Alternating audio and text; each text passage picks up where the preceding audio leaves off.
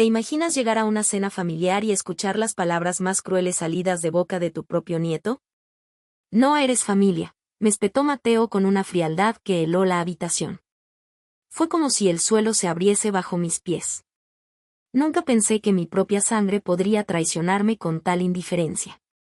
Aquella noche, entre risas forzadas y miradas incómodas, Carmen, su esposa, sugirió con una sonrisa gélida que lo mejor sería enviarme a un asilo. No importaba todo lo que hice por ellos, la guardería clandestina los veranos en que sus padres trabajaban, las enormes facturas de su formación universitaria, el coche que pagué de mi propio bolsillo. Para ellos, yo no era nada más que la abuela de papá. Y sin embargo, esa humillación desató en mí algo inesperado, no venganza, sino una lección sobre el verdadero significado de la familia. Porque la familia no se mide en lazos de sangre, sino en el calor de los actos, en la memoria de las caricias, en los silencios compartidos durante la enfermedad. Me recosté en mi sillón favorito, observando los rayos del sol que se colaban por la cortina, y comprendí que era hora de reescribir mi propio legado. Al día siguiente llamé a mi abogado. Mis manos temblaban, no por el miedo, sino por la determinación de transformar esa ofensa en una oportunidad para honrar a quien realmente merecía mi gratitud. Le pedí que redactara un nuevo testamento. Cada palabra debía ser una declaración silenciosa de ternura hacia Sofía, la exesposa de Mateo, la única que me sostuvo la mano tras mi operación y se quedó conmigo cuando mi mundo se desmoronaba. No habría rastro de resentimiento, solo el reconocimiento de un vínculo verdadero. Mientras las páginas del documento cobraban vida, mis pensamientos viajaban al pasado. Recuerdo a Mateo de niño, curioso y asustado, pidiendo cuentos de monstruos para dormir. Lo arroparía en mis brazos, cantándole una nana hasta que su respiración se volvía tranquila. Después vinieron las conferencias, los proyectos universitarios, las inevitables deudas. Su padre y él discutían en casa, y yo pagué matrículas con la discreción de quien sabe que la verdadera nobleza no hace ruido. Nunca mencioné esos detalles, porque no esperaba nada a cambio. El amor de abuela es silencioso, generoso, incondicional. Pero, ¿qué sucede cuando ese amor es despreciado? Me pregunté mientras firmaba las últimas cláusulas. Mi herencia, valorada en más de $2 millones y con la casa donde había vivido 70 años, pasaría íntegra a Sofía. No quedaría ni un centavo para quienes me tacharon de intrusa. Fue un acto de justicia poética, sí, pero también un gesto de gratitud. Con ese patrimonio, quería que Sofía fundara un centro para mujeres vulnerables, un refugio donde cada historia de abandono encontrara consuelo y cada lágrima hallara razones para sonreír de nuevo. La planeación fue meticulosa. Mi abogado se sorprendió por la precisión de mis instrucciones. Quiso saber si buscaba venganza. Yo solo le respondí que quería honrar a quien, en medio del dolor, había tendido una mano sin esperar nada. Quería que mi muerte no fuese un festín para litigios y escándalos, sino un legado de compasión. Que mi hogar se convirtiera en un faro de esperanza, no en un campo de batalla legal. No lo hice para herir a Mateo, aunque sabía que lo heriría. Lo hice para recordarle que las palabras tienen peso, que un no eres familia cala profundo y deja cicatrices invisibles. ¿Cuánto vale la dignidad de una anciana que solo anhelaba ternura y reconocimiento? ¿Cuánto merece quien se olvida de los sacrificios ajenos? La respuesta quedó impresa en tinta: todo mi patrimonio. Durante las semanas siguientes, visité mi casa con una mezcla de nostalgia y satisfacción. Cada rincón estaba lleno de memorias: la mecedora donde solía leer los versos de Neruda, el jardín donde planté rosas para el bautizo de mi hija, las fotografías amarillentas que narraban décadas de celebraciones. Empaqué lo indispensable y dejé el resto para Sofía y su futuro centro. Cerré la puerta con la certeza de que ese gesto sería el verdadero epitafio de mi vida. Las voces de mis nietos resonaban en mi mente. ¿Recordarían mi nombre con cariño o solo como un obstáculo en su carrera por heredar? No lo sabía, pero ya no me importaba. Había elegido a mi familia de verdad, quienes comparten el dolor y la alegría, quienes no miden el amor en recibos ni diplomas. Sofía, con su risa cálida y sus abrazos sinceros, era esa familia. Los días se tornaron más tranquilos. Mi salud, aunque frágil, me permitía aún saborear cada amanecer. Me sentaba en el balcón, veía el cielo pintarse de rosa y me consolaba pensando en el futuro Centro Misericordia de Isabel, nombre que sugerí discretamente a mi abogado. Imaginaba a mujeres encontrando refugio, a madres aprendiendo oficios, a niñas recobrando la sonrisa. Era mi victoria silenciosa, mi última gran obra. Hasta que llegó el día que temía y esperaba a la vez, la lectura del testamento. Acepté que no habría dolor físico comparable a esa espera, esa tensión en el aire mientras los parientes se reunían en el despacho del notario. Mateo entró con paso altivo, acompañado de Carmen, ambos con sonrisas forzadas. No podían imaginar lo que les esperaba, mi ausencia convertida en verbo de justicia.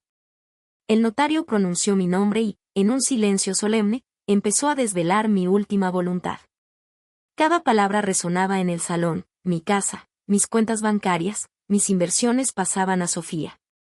Escuché el cambio en la entonación de las voces, incredulidad, furia, lágrimas de impotencia.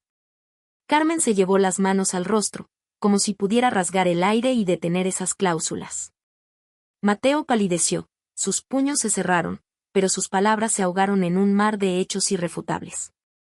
Cuando el documento llegó a su fin, nadie dijo una palabra. Supe que había logrado lo que buscaba, un golpe contundente, pero sin crueldad innecesaria. Mi herencia no se convirtió en un arma, sino en un acto de amor hacia quien me amó sin condiciones. Sofía, al recibir esa noticia, rompió en sollozos. No eran lágrimas de codicia, sino de gratitud profunda. Su mano temblorosa buscó la mía, y en ese gesto sentí que había encontrado a mi familia verdadera. Mientras abandonaba aquella sala, una calma me envolvió. Supe que mi historia sería contada una y otra vez, no como una fábula de venganza, sino como un testimonio de que la lealtad y el afecto trascienden la sangre. Que la verdadera familia es la que se elige con el corazón, no la que dicta un árbol genealógico. Y me despedí de ese capítulo de mi vida con la certeza de haber dejado el mundo un poco más amable. Pero aún quedaban las consecuencias. ¿Cómo reaccionarían los demás parientes? ¿Intentarían impugnar mi decisión? ¿O se atreverían a cuestionar lo que un testamento establece ante la ley? Y sobre todo, ¿qué precio pagarían Mateo y Carmen por su crueldad? Esa historia apenas comenzaba a desplegar sus ramificaciones más profundas. Cuando sonó el último firmado y sellado de aquel acta notarial, supe que mi labor apenas comenzaba. Salí de la sala con el corazón latiendo como un tambor, no por miedo, sino por la certeza de haber sembrado una semilla que pronto germinaría en un juicio familiar de proporciones inesperadas. ¿Cómo quedarse de brazos cruzados ante la injusticia? Mateo recurrió al estrado judicial con el vigor de quien se siente despojado de un derecho inalienable. Carmen lo acompañó, tan altiva como en aquella cena, con su mirada gélida de siempre. Mi abuela no estaba en sus cabales, alegaron. Se dejó influenciar por terceras personas. ¿Terceras personas? Mi abogado, hombre de leyes y de escasa moralidad en los tribunales, repasó los documentos sin hallar inconsistencias. Mi testamento estaba firmado, visado por 2 testigos imparciales y registrado 2 meses antes de mi deceso. No hubo error de forma ni de fondo. El primer acto de teatro se desplegó ante el juez. Carmen puso voz al agravio de la nieta herida en su orgullo. Mateo habló de un legado usurpado. Pero cuando mi historia salió a la luz, como cuidé a ese mismo nieto en la habitación de un hospital, con fiebre y sueños febriles, la sala se estremeció. Las enfermeras que testificaron recordaron mi llanto y mi petición de donaciones, no de reclamaciones. ¿Cómo negarlo? Las grabaciones de llamadas con las universidades donde pagué las colegiaturas sellaron el veredicto moral antes que el legal. El juez, con mirada compasiva, dictaminó que la voluntad de una persona en pleno uso de sus facultades mentales debía prevalecer. El intento de impugnación se evaporó como néboa al amanecer. Salí de aquel tribunal con paso firme y mirada limpia. Sin embargo, la batalla tenía víctimas invisibles. Mateo, humillado en lo profesional y en lo personal, comenzó a perder credibilidad en la firma de abogados donde trabajaba. Sus superiores, preocupados por la publicidad negativa, le retiraron casos importantes. ¿Por qué defender a un hombre que litigaba contra la anciana que lo amó? Poco a poco, su agenda de citas menguó y tuvo que subarrendar su apartamento para pagar deudas inesperadas. Carmen, testigo de su caída, se distanció, buscando en otros brazos el calor que él ya no podía ofrecer.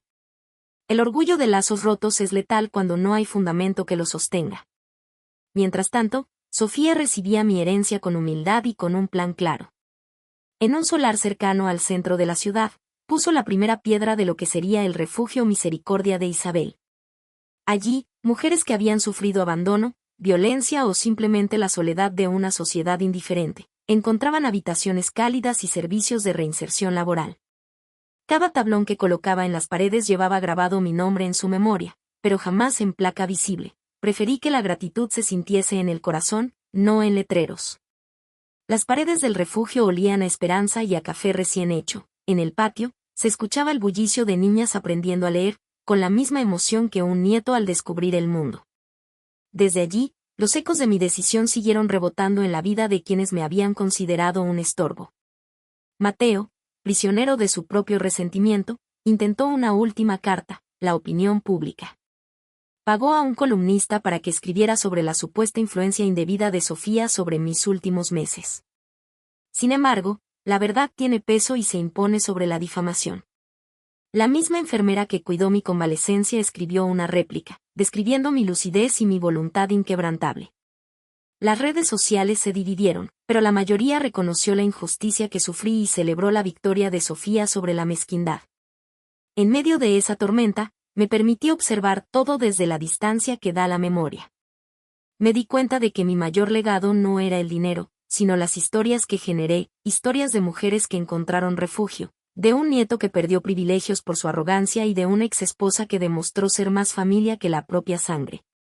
Me senté en mi sillón, aquel que una vez fue testigo de mis sueños y mis planes, y comprendí el valor de un gesto honesto. ¿Qué pesa más, una promesa rota o un abrazo sincero? La respuesta vibraba en cada ladrillo del refugio, en cada carta de agradecimiento. Sin embargo, la vida no detiene su curso. El eco de la herencia resonó más allá de nuestro círculo íntimo.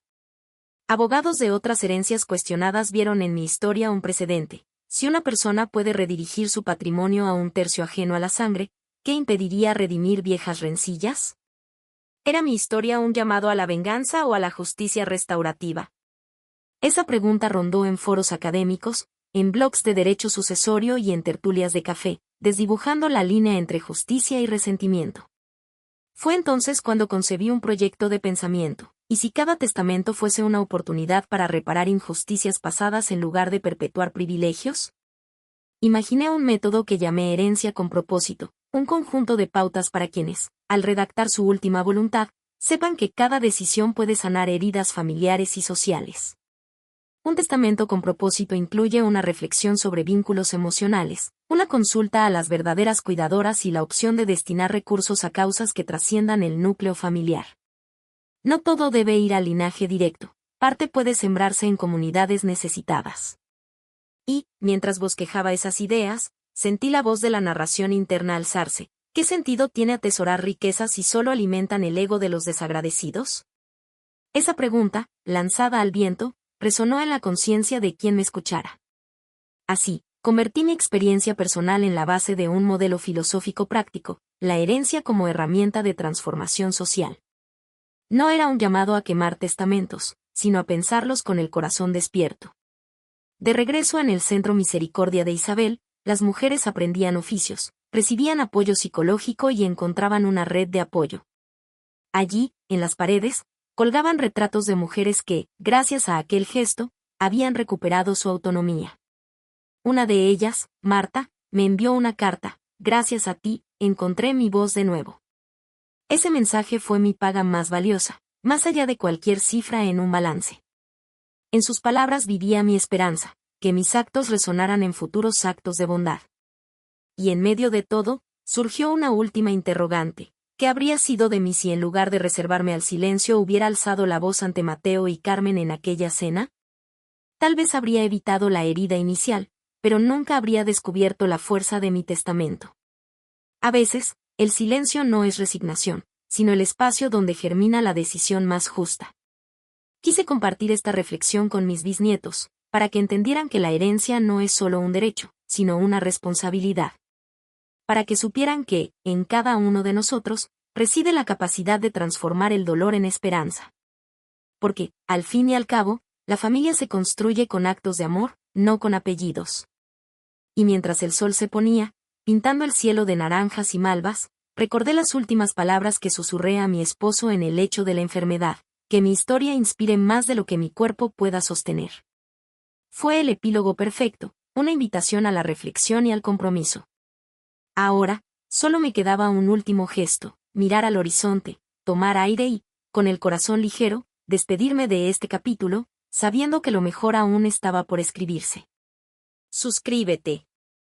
La mañana siguiente amaneció con un silencio inusitado en mi hogar. El aire parecía cargado de expectación, como si las paredes aún guardaran eco de aquella lectura notarial. Sin desayunar, salí a pasear por el jardín, las flores lucían frescas tras la lluvia de la noche. Sentí que cada gota era un suspiro de alivio, una confirmación de que mi decisión florecía, aunque yo ya no estaría para verla en su plenitud. Caminando entre los rosales, recordé a mi hija Claudia contándome, con voz casi quebrada, cuánto le dolía mi separación de la familia de su propio hijo. Mamá, me dijo, estás rompiendo el equilibrio que sostuvieron generaciones. Sus palabras pesaron, pero no lograron doblegar mi convicción. Le expliqué que el equilibrio verdadero no se sustenta en privilegios heredados sin merecimiento, sino en la gratitud y el respeto mutuo. Que un legado impuesto por la costumbre puede volverse polvo, mientras uno cimentado en el amor pervive en los actos de quienes lo reciben. Volví al interior de la casa y me senté junto a la mesa donde reposaba una carta manuscrita de Sofía. Su escritura era delicada, con ese trazo suave que denota empatía. Querida Isabel, comenzaba, cada palabra tuya resuena en mi pecho como un llamado a la solidaridad. Prometo honrar tu memoria trabajando cada día por las mujeres que, como tú, entienden que la familia se construye con la mano tendida. Doblé la carta con cuidado y la guardé en mi bolso, sería mi talismán en los días que faltaban. En el despacho, mi abogado me entregó documentos de la demanda fallida. Le pregunté por los honorarios y, al saber la cifra, lo menosprecié con una sonrisa. Él había ganado más de lo que había costado mi paz. Aquella última victoria legal me supo a catarsis. Sin embargo, una nota al margen me advirtió de una apelación posible en el Tribunal Superior. Podían arrastrar el caso meses más, con costas judiciales que lamentaría no prever. Pero, ¿qué es el tiempo frente a la certeza de un acto justo? Le pedí que dejara que correr el plazo, sin oponer recurso, mi herencia se sostendría por su propio peso. La tarde transcurrió acomodando los últimos objetos en cajas. Cada libro, cada mueble, cada fotografía tenía un destinatario asignado. Un baúl lleno de mis cartas de juventud volvería a manos de Claudia, un par de cuadros con paisajes de mi infancia, a mi sobrino Andrés, pero todo lo que representaba mis bienes financieros, el patrimonio acumulado en tantos años de trabajo y ahorro, quedaba reservado para el centro que Sofía levantaría. Recordé entonces una conversación con ella, antes de todo este conflicto. Me habló de sus sueños truncados tras el divorcio, un máster que no pudo pagar, un proyecto de ayuda social que quedó en borradores. Le ofrecí mi apoyo entonces, sin saber que mi testamento daría vida a esos sueños. Ahora sentía el corazón henchido al imaginar las aulas por pintar, los talleres de costura y carpintería, las charlas con psicólogas que sanarían heridas profundas. Imaginé a mujeres madres, hijas, abuelas descubriendo su fuerza interior, celebrando cada pequeño logro. Esa noche tuve un sueño vívido, caminaba por un pasillo iluminado solo por velas, al fondo se vislumbraba una puerta abierta. Al atravesarla, me encontré en una sala repleta de rostros agradecidos, muchos de ellos iluminados por la esperanza. Entre ellos, reconocí a Marta, la joven que fue mi ejemplo más emotivo. Su sonrisa era la prueba palpable de que mi decisión había sido más que justa, había sido necesaria. Desperté con un sobresalto y, en el silencio de mi alcoba, comprendí que esa visión no era fruto de la imaginación, sino de mi propia conciencia exaltada. La justicia restaurativa, la herencia con propósito, no eran meras ideas, eran la antorcha que debía guiar a quienes tuvieran que redactar su último testamento. Me senté en la cama, apunté con lápiz unos borradores de ese manifiesto que llevaba germinando en mi mente. Palabras que habrían de inspirar, más allá de mi existencia terrenal, a todo aquel que quisiera conjugar la voluntad legal con la compasión. A media mañana recibí la visita de mi amiga Rosa, la enfermera que cuidó de mí tras la operación. Traía un ramo de girasoles, símbolo de lealtad y vivacidad. Vine a ver cómo estás, pero también a decirte que la noticia ha conmovido a todos en el hospital, dijo con voz suave. Se sentó a mi lado y empezó a relatar entre lágrimas contenidas cuánto significó para ella el hecho de que una paciente mayor recibiera el respeto que merecía. Has cambiado la perspectiva de muchos, aseguró, nos has recordado a los profesionales que detrás de cada historia hay un ser humano con dignidad. Sus palabras resonaron como eco en mi espíritu, mi testamento había trascendido la esfera familiar para convertirse en un mensaje universal. Sentí entonces la necesidad de formalizar esas reflexiones. Llamé de nuevo a mi abogado para pedirle que incluyera en mi expediente un anexo filosófico, un texto breve donde describiera el propósito detrás de mi decisión. Quería que quedara constancia de mi intención de servir de modelo para futuros casos. Él, escéptico, me advirtió sobre posibles objeciones, no es habitual, señora. Los testamentos suelen ceñirse a disposiciones patrimoniales. Pero mi determinación era inquebrantable, mi herencia no se reducía a cifras, era un legado de valores.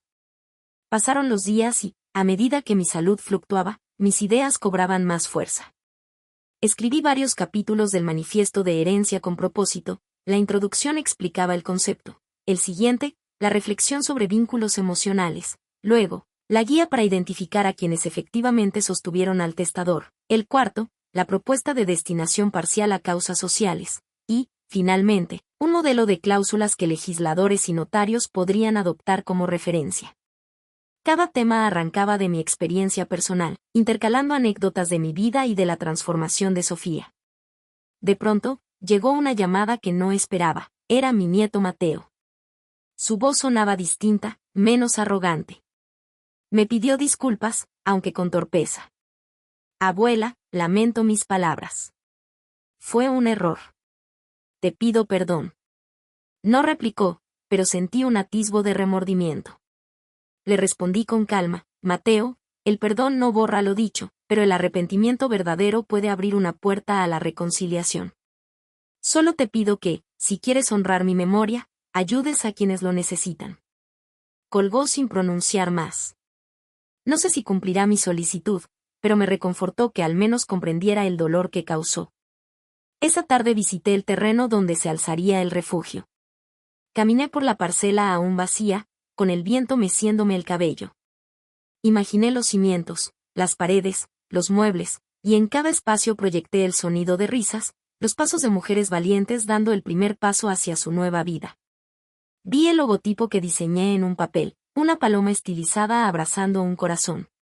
Misericordia de Isabel rezaría en una placa sencilla, pero para mí, el verdadero emblema sería la transformación que sucediera dentro.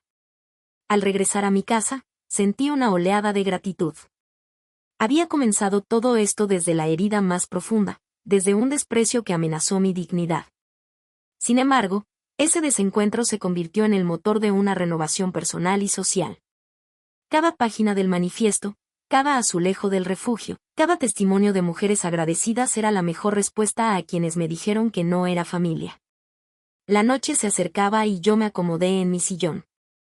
Miré la luna asomando tras el cerro y, con un susurro, pronuncié las palabras que habían guiado mi camino, la familia se elige con el corazón. Supe entonces que, sin importar el mañana, mi legado ya había cumplido su propósito.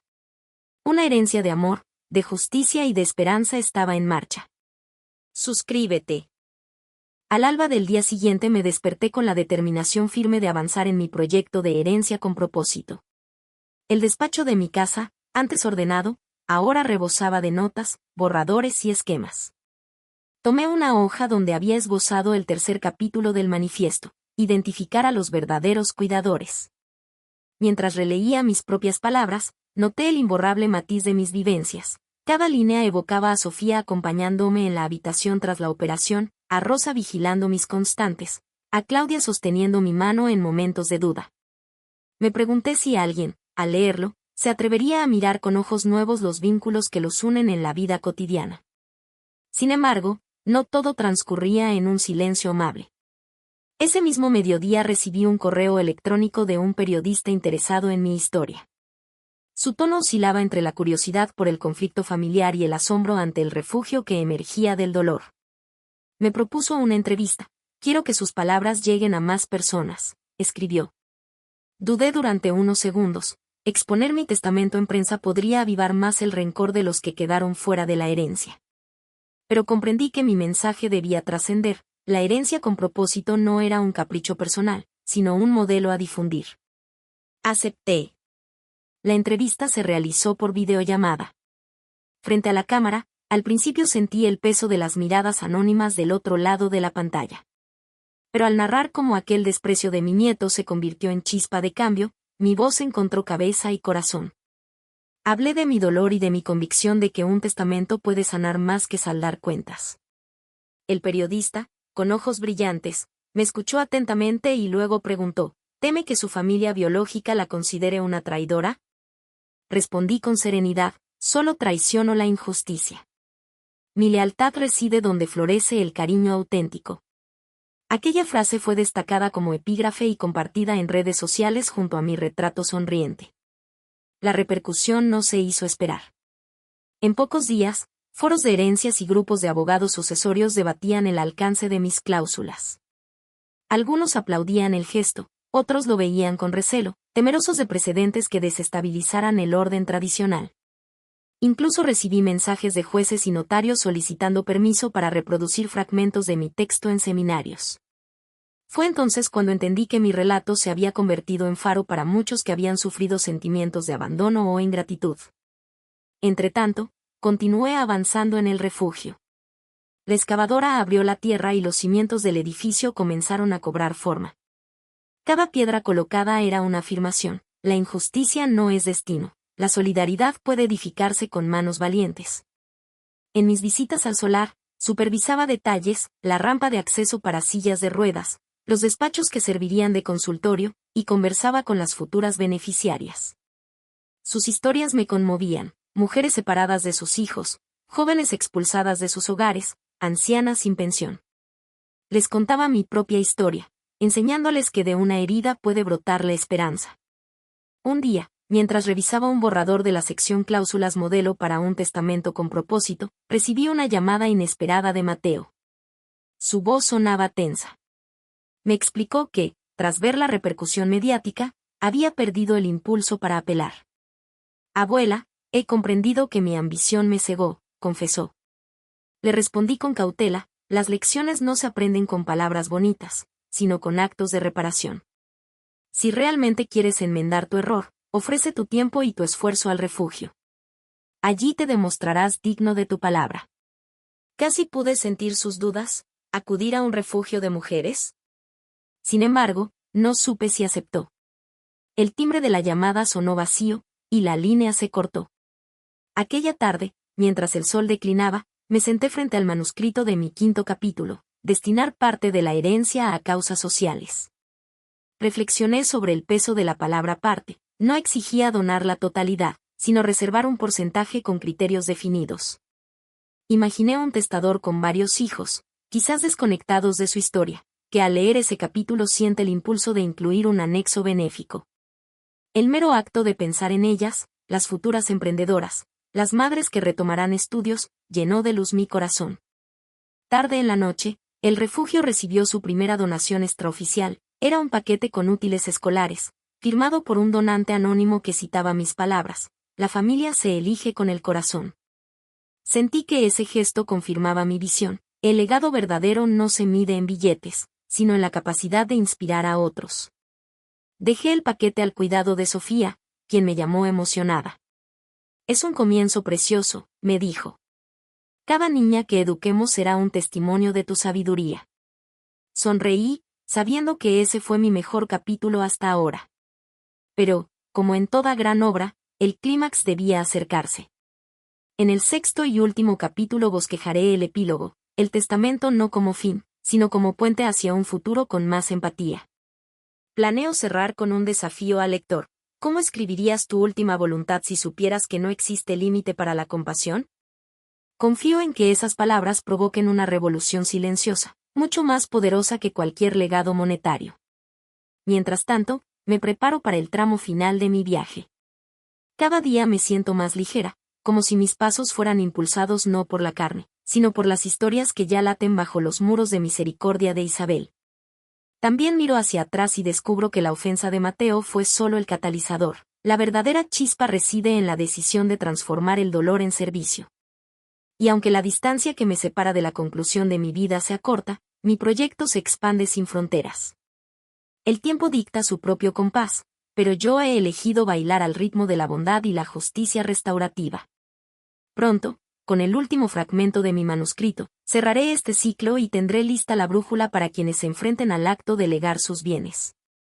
Será una receta viviente para que cada testamento sea, ante todo, un acto de amor. Suscríbete.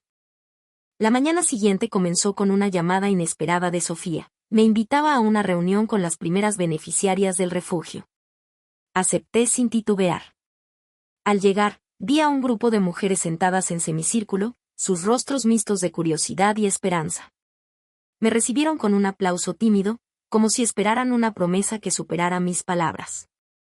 Me senté frente a ellas y, con voz serena, compartí mi historia. Como un no eres familia había encendido en mí la urgencia de construir algo más grande que mi propia vida. Sus miradas brillaban al escuchar que cada una de ellas formaba parte de ese legado vivo. Durante el encuentro, una joven llamada Elena alzó la voz. Con voz temblorosa, contó cómo había escapado de un hogar violento y había perdido la fe en la bondad humana. Pensé que nadie me ayudaría, confesó. Yo le tomé la mano y le dije que ella era la prueba de que los lazos auténticos se construyen con las manos tendidas, no con apellidos. Su gratitud se transformó en un abrazo que me recordó el poder de la vulnerabilidad compartida. En ese momento entendí que mi herencia no solo fluía en documentos legales, sino en cada acto de solidaridad que emergiera de misericordia de Isabel. Al despedirnos, caminé sola por el patio del refugio, observando el jardín de aromáticas que Sofía había plantado. Pensé en cómo aquel lugar, nacido de mi frustración familiar, se convertía en semillero de nuevas historias de superación. Mi mente volvió al 5º capítulo del manifiesto, donde hablaba de la importancia de incorporar en un testamento un anexo de historias de gratitud, breves testimonios de quienes realmente sostuvieron al testador. Recordé cada página escribiéndome a mí misma. Estos relatos dotan de alma a las cláusulas y emocionan a quienes las leen. Allí, entre los perfumes de lavanda y romero, di la prueba viviente de esa propuesta. Más tarde, de regreso en casa, revisé las estadísticas preliminares que Sofía me había enviado. Ya había más de 20 mujeres registradas para programas de capacitación, y 3 patrocinadores locales habían ofrecido apoyo económico y logístico. Era un paso pequeño, pero se sentía tan significativo como la primera piedra del edificio. Sentí un orgullo contenido. Aquello era solo el inicio de algo que crecería sin detenerse. En la tarde, me topé con un artículo en un blog de derecho sucesorio que reproducía fragmentos de mi manifiesto. El autor, profesor universitario, lo analizaba desde la perspectiva de los futuros legisladores, señalando que mi modelo podía inspirar reformas para legitimar cláusulas de herencia social. Me pareció irónico y maravilloso. La mujer a la que despacharon como no familia estaba contribuyendo a redefinir el concepto de familia misma. Esa reflexión, capturada en palabras ajenas, me llenó de satisfacción y un ligero vértigo, como si viera mi voz salir de mí y tomar un camino propio.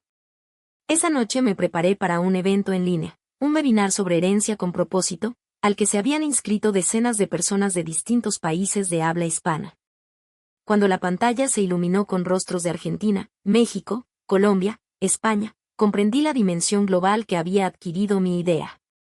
Empecé hablando de mi experiencia personal, pero pronto el diálogo se transformó en un taller dinámico. Los participantes compartían anécdotas, planteaban dudas sobre redacción de cláusulas y debatían sobre los beneficios de destinar parte del patrimonio a obras sociales. Sentí que mi voz, antes confinada a un testamento, ahora resonaba en un coro de interés y compromiso. En medio del webinar, planteé una pregunta provocadora: ¿cómo equilibrar el derecho de los herederos convencionales con la responsabilidad social de quien lega?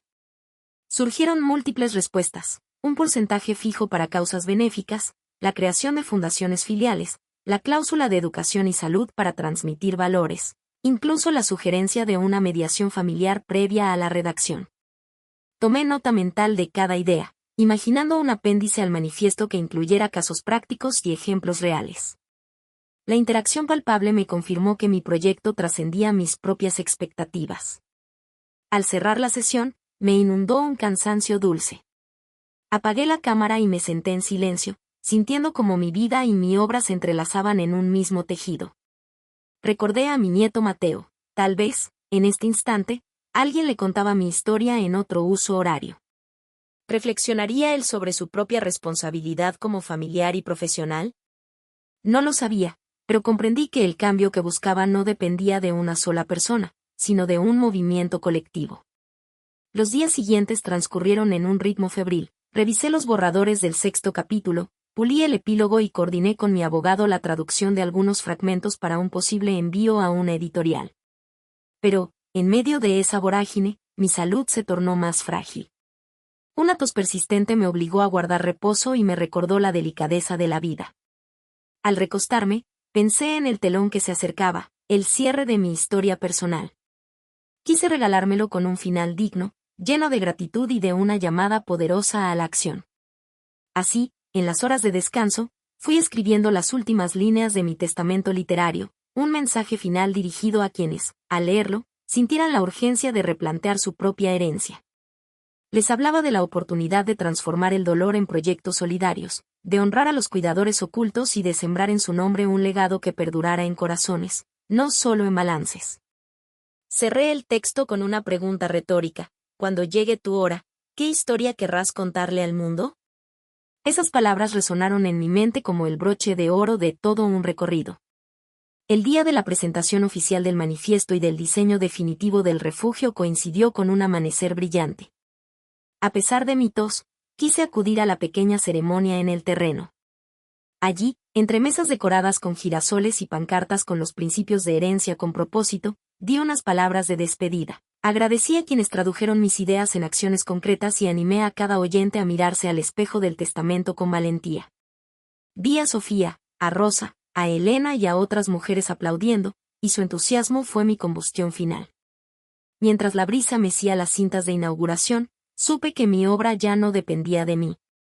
El refugio se erguiría, el manifiesto se difundiría y, quizá, miles de testamentos cambiarían de rumbo. Me sostuve en el bastón con una ligera sonrisa, sintiendo como un capítulo cerraba y otro, el del impacto real, apenas comenzaba. Con un último suspiro de plenitud, dije en voz baja: la familia se hace con actos de amor. Así será siempre. Y antes de marchar, miré hacia el cielo, inspiré profundo y susurré: suscríbete. El alba de aquel día parecía más luminosa, como si el sol supiera que todo estaba a punto de completarse. Salí de mi casa con el bastón en mano y la brisa rozándome el rostro, llevando consigo los primeros olores de la obra en construcción. Sabía que hoy no era una jornada cualquiera, culminaría no solo mi manifiesto, sino también la materialización de un sueño nacido de un desprecio. Al cruzar la puerta, sentí el latido del refugio palpitando en cada tablón erguido, en cada viga tensada, en cada pasillo a punto de llenarse de risas. Llegué al terreno justo cuando el alba derramaba su luz sobre las paredes recién alzadas.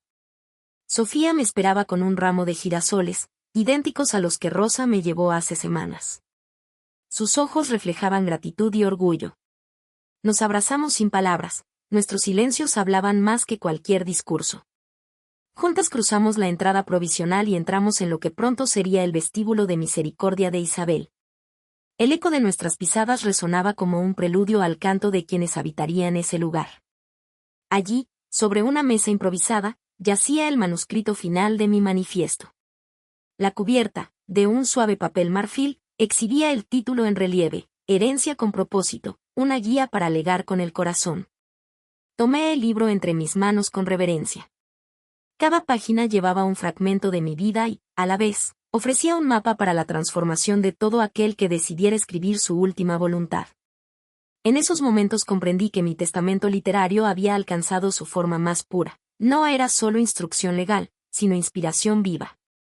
Sentada en una silla plegable, apoyé el libro en mi regazo y comencé a leer en voz alta el epílogo. Hablé de la cicatriz que deja una palabra hiriente, de la posibilidad de convertirla en impulso para la bondad, de la responsabilidad de mirar más allá de la pertenencia de sangre. Al escuchar mi propia voz, sentí que cada palabra vibraba con una fuerza renovada. Fue entonces cuando comprendí el verdadero propósito de mi historia: demostrar que el poder de un testamento trasciende el patrimonio, puede reconfigurar las relaciones humanas y sanar viejas heridas. El acto de lectura se transformó en un diálogo improvisado con las personas que acudieron a celebrar este hito: arquitectos, obreros, voluntarias, algunas de las mujeres que ya habían participado en talleres, y, por supuesto, Sofía y Rosa. Cuando cerré el libro, el silencio se prolongó solo un instante antes de convertirse en aplausos sinceros. No era un reconocimiento a mi nombre, sino al valor de una idea que había nacido en un rincón de humillación y florecido en un refugio de esperanza. Mientras saboreaba esa emoción compartida, mi mirada se posó en el horizonte donde se elevaban las siluetas de las montañas. Supe que mi historia había llegado a su fin terrenal, pero también que su eco perduraría. El manifiesto se entregaría a notarios, a legisladores, a estudiantes de derecho y a quienes sueñan con una sucesión más humana. El refugio pronto abriría sus puertas a la primera residente, y sus muros resonarían con gestos de solidaridad infinitos. Antes de concluir la ceremonia improvisada, tomé el micrófono con voz firme y dije: hoy no celebramos un simple edificio ni un documento legal. Celebramos la victoria de la compasión sobre la indiferencia, de la justicia restaurativa sobre la herencia mezquina. Que este lugar y estas páginas sean el inicio de un legado vivo, llevado a cabo cada día por quienes sepan que la familia se teje con actos de amor, no solo con nombres en un árbol genealógico. Mis palabras se dispersaron entre la brisa y calaron en los corazones presentes. Cuando me incorporé, sentí mis fuerzas menguar, pero mi espíritu se elevó con esperanza. Sofía y Rosa me ayudaron a caminar unos pasos, y juntas nos acercamos al mural que, como desprendido de un sueño, mostraba el logotipo de misericordia de Isabel, una paloma y un corazón entrelazados. Allí, inscrito en letras doradas, se leían los principios del refugio: dignidad, empatía, transformación. Al posar mi mano sobre ese símbolo, sentí el peso de mi voluntad convertida en obra tangible. El sol se alzó completamente, bañando todo con su calor. Cerré los ojos un instante y respiré hondo, como esperando grabar ese momento en mi memoria definitiva. Luego abrí los labios y, con voz suave pero clara, dije: gracias por creer en una herencia distinta. Gracias por hacer de mi ofrenda una llama que no se extinguirá. Y recuerden, la mejor forma de honrar a quienes nos precedieron es legar lo mejor de nosotros mismos. Di un paso atrás y, con una última mirada de complicidad hacia Sofía, añadí: suscríbete. Con esa invitación, sellé no solo el final de mi historia personal, sino el principio de un legado que volaría mucho más allá de mis días.